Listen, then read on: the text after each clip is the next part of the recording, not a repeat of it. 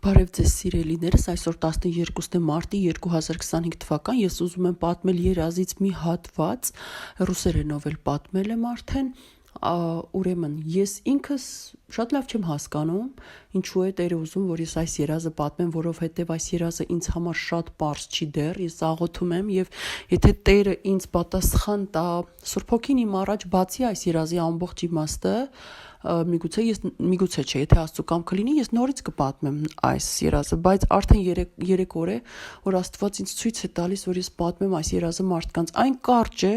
շատ մեծ բացատրություններ չունեմ, շատ պարզ բացատրություններ չունեմ, բայց քանի որ Աստված ուզում է, որ ես պատմեմ, բնականաբար ես պետք է պատմեմ։ Երազումս ես տեսնում եմ, որ Ռուսաստանը կոնֆլիկտի մեջ է, պատերազմի մեջ է։ Հետո ես տեսնում եմ, որ Ռուսաստանը իրեն հարազատ, մտերիմ մի երկրի պատճառով ներքաշվում է եւս մի նոր պատերազմի մեջ, մի նոր փուլի մեջ, նոր կոնֆլիկտի, նոր պատերազմական գործողությունների մեջ, եւ դա այդ բարեկամ պետության պատճառով էր։ Եվ Ռուսաստանը ներքաշվում է նոր պատերազմի մեջ, եւ կամ այս պատերազմն է նոր անում, որի մեջ որ ինքը կա, բայց ես հասկանում եմ, որ նորից սկսվեց ամեն ինչ, եւ ես տեսնում եմ, որ սկզբում դառնում են 3 կռվող պետություններ, 3 պետություն եմ տեսնում, ում հետ որ ինքը կռվում է, դառնում են 3-ը։ Հետո 3 պետությունից հետո ես տեսնում եմ զինվորների, ովքեր որ որպես պետություն են ինձ ներկայանում։ Այդ պատերազմում ես ուղղակի տեսնում եմ 7 զինվոր։ Նրանք ամենակարևորներն էին այդ պատերազմում, երիտասարդ տղաներ էին, եւ նրանցից առաջինը իմ որդին էր։ Ես չեմ հասկացել մինչեւ հիմա ինչու էր իմ որդու կերպարով այդ մի երկիրը,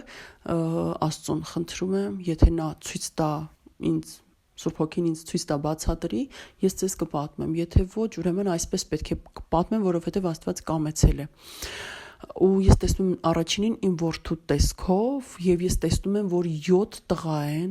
այդ 7 տղաները եղբայրներ են եւ այդ 7 եղբայրները բոլորը պետություններ են։ Ինչ է ստացվում։ Ռուսաստանը մտնում է նոր պատերազմի մեջ, պատերազմում ես տեսնում եմ 7 զինվորների, նրանք են ամենակարևորները այդ պատերազմում, հետո ես ստանում եմ իմացություն, որ այդ 7 զինվորներից յուրաքանչյուրը մի երկիր է։ Հիմա կգա ժամանակը, դե մենք երևի կհասկանանք ինչու է ես այս երազը պատմում այսօր, որովհետև շատ պարզ երազ չի, չէ, որ բացատրելու շատ բան չունեմ էլ, բայց քանի որ Աստված կամենում է, ես պիտի պատմեմ այսքանը, եթե ինչ-որ բաներ Տերը բացի